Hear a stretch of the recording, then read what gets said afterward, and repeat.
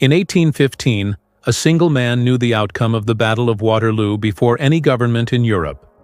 While kings and ministers waited anxiously for news that would decide the fate of nations, Nathan Mayer Rothschild stood in the London Stock Exchange, already aware that Napoleon had fallen. He didn't celebrate. He didn't inform the British government. Instead, he began to sell.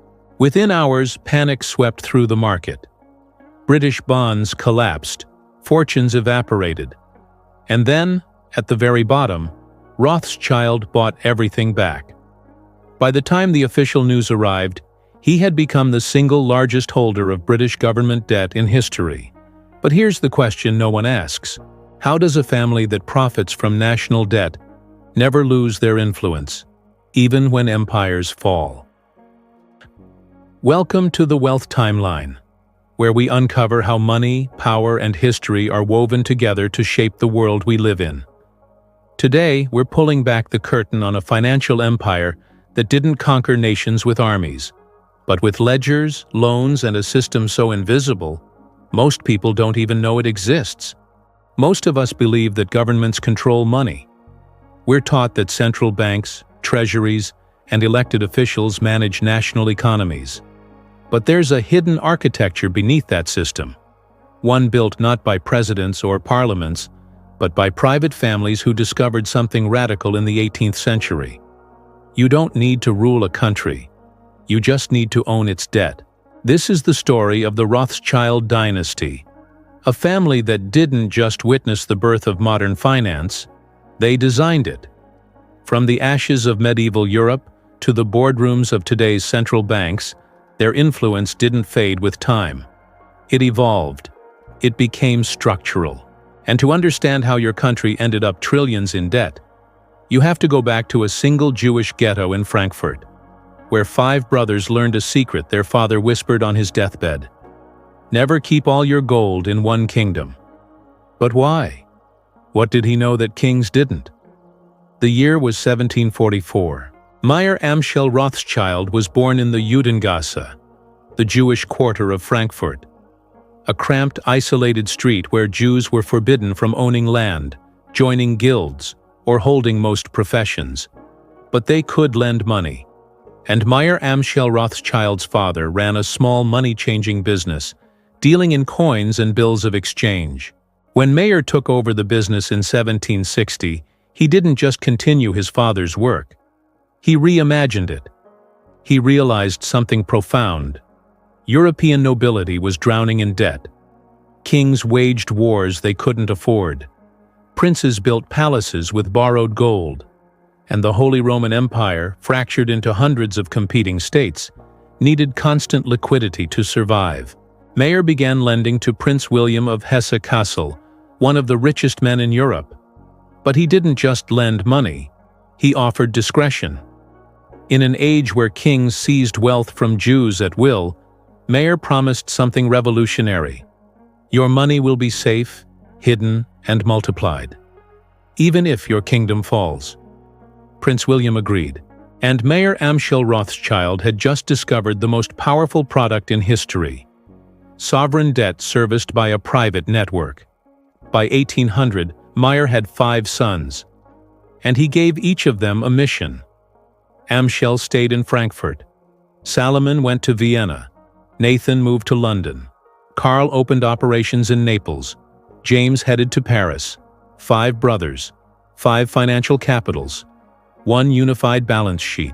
They communicated through coded letters and carrier pigeons, faster than any government postal system.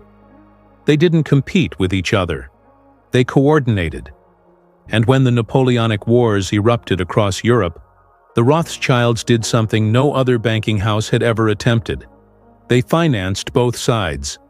But this wasn't about loyalty. It was about control. Because here's the twist. Whoever finances both sides of a war doesn't care who wins.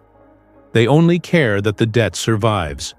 The Napoleonic Wars were the first truly global conflict of the modern era. Britain, Prussia, Austria, Russia, all fighting for survival. And all of them needed gold. Traditional banks couldn't move money across enemy lines. Borders were closed. Assets were frozen. But the Rothschilds had no borders. Nathan in London could raise funds from British investors. James in Paris could access French liquidity. Salomon in Vienna worked with the Austrian Empire. They created a financial smuggling network that operated above the battlefield. Gold moved through underground channels. Bills of exchange were honored across enemy territories.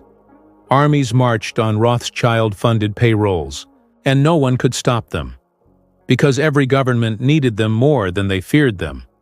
When Napoleon was finally defeated at Waterloo in 1815, the Rothschilds weren't just rich. They were essential. Nathan Rothschild's gambit with British bonds didn't just make him wealthy. It made him the de facto financier of the British Empire. The British government owed him millions. And here's where the system becomes permanent. Instead of repaying the debt, the government began issuing perpetual bonds. Loans that never expire, only generate interest. The Rothschilds didn't want their money back. They wanted the income stream. By 1820, it's estimated that the Rothschild family controlled more wealth than any European monarch. But they never wore crowns. They never sought office. They built something more powerful, a financial system that couldn't collapse without taking entire nations with it. And this raised a terrifying question among Europe's elites. If the Rothschilds control the debt, do they control the governments? But this power came with a cost. For 50 years, the Rothschilds were untouchable. They funded railways across Europe. They rescued the Bank of England during the Panic of 1825. They financed the Suez Canal purchase for Britain. But by the late 19th century, the world was changing. Nationalism was rising, anti-Semitism was spreading, and the very thing that made the Rothschilds powerful, their transnational stateless identity, made them a target. In 1875, a forged document began circulating across Europe. It claimed to be a letter from a Rothschild banker, outlining a secret plan to control all European governments through debt. It wasn't real, but it didn't matter. People believed it. Conspiracy theories flourished. Political cartoons depicted the Rothschilds as puppet masters pulling the strings of kings. And then came World War I. For the first time in a century, the Rothschilds couldn't finance both sides. Why? Because nationalism had replaced monarchy. Governments no longer borrowed from private families. They issued bonds directly to their citizens, turning entire populations into creditors of the state. The age of sovereign debt controlled by private dynasties was ending. But the system they created was just beginning. Because the Rothschilds had done something irreversible. They had taught the world that debt isn't a weakness, it's a weapon. And governments learned the lesson well. By 1914, the Rothschild Empire was fracturing. The French branch supported France. The British branch supported Britain. The Austrian branch was caught in the collapse of the Austro-Hungarian Empire. Their wealth didn't vanish, but their unity did.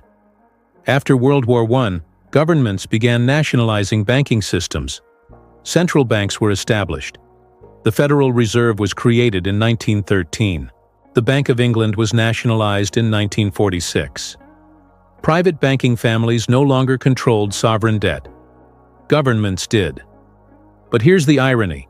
The system the Rothschilds pioneered, lending money to nations at interest, using debt as leverage, creating financial interdependence, didn't disappear. It was adopted by every modern state. Today, the U.S. national debt exceeds $35 trillion. Japan's debt-to-GDP ratio is over 260%. The European Union runs on a complex web of sovereign bonds and central bank interventions. And every one of these systems operates on the same principle Mayer Amschel Rothschild discovered in 1760. Debt is permanent, interest is eternal, and power belongs to the creditor. The Rothschilds didn't lose.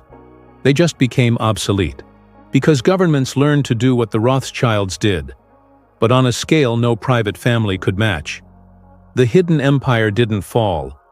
It was nationalized. So where does that leave us today?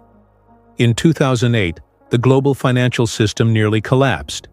Governments around the world responded with the largest coordinated bailout in history. Trillions of dollars in loans, bond purchases, and quantitative easing. Who received the money? Not citizens, not small businesses. Central banks loaned it to other banks, and those banks loaned it back to governments, at interest. It's the same loop the Rothschilds created 200 years ago, but now it's automated, digitized, and institutionalized. Consider this. The Federal Reserve is technically a private institution, owned by member banks, not the US government. The European Central Bank operates independently of elected officials. The International Monetary Fund lends to nations in crisis, but with conditions that reshape their economies.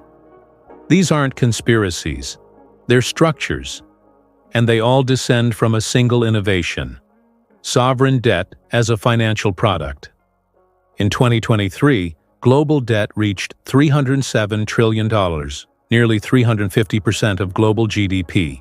Every government, every corporation, every household is enmeshed in a system where debt is no longer a temporary burden.